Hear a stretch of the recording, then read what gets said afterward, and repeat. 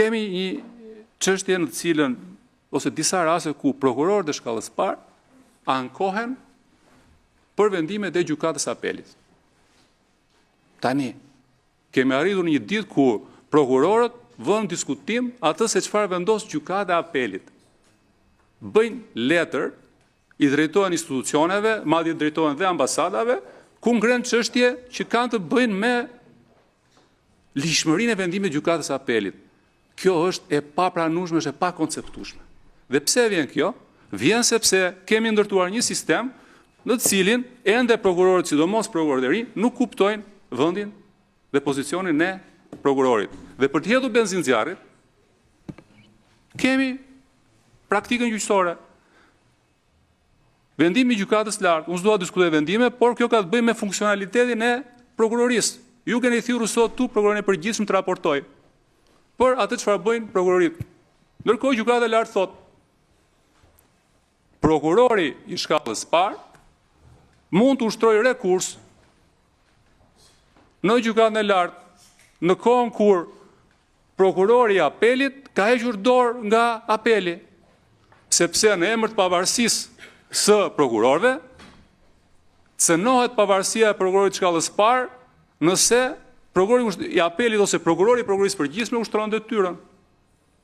Dhe ju zotëri më thoni sot sa çështje keni përfaqësuar ju në gjykatën e lartë, 38 çështje. Ky është numri. Po, 30 gjykime themeli ka qenë numri më i lartë në 2023-shin.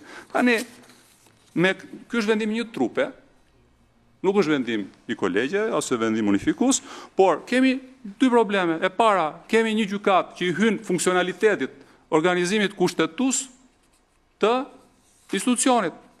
Dhe çfarë bën? Kjo asgjëson rolin që kanë prokuroria e apelit dhe prokurori i prokurorisë përgjithshme. Pra sot kemi kthyer hierarki me kokë poshtë. Prokurori i përgjithshëm nuk mund të mbajë qendrim mbi atë çfarë ka vendosur prokuroria i shkallës parë, thotë, as të ke mendimin tim. Unë duhet vete, pra zotëri tu Kosta, apo tjerë duhet vënë atje të lexojnë atë çfarë ka thënë prokurori i shkallës parë. Po mirë, kur e kemi për të lexuar, pse duhet të shkojë ai? S'kemi nevojë fare për prokuror. Pra, këtu janë probleme të keqkuptimit dhe probleme të organizimit. Po mund të jenë dhe kushtetuese. Ajo që është çështja është, sot ne ndaj unë kam ngritur çështjet që kemi me kodin e procedurës penale. Sot ne kemi problem me kodin e procedurës.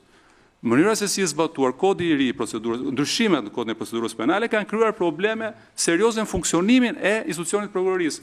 Dhe janë dhe deri diku pjesë e problemit sa i përket ngarkesës dhe zvarritjeve në proceset hetimore dhe gjyqësore.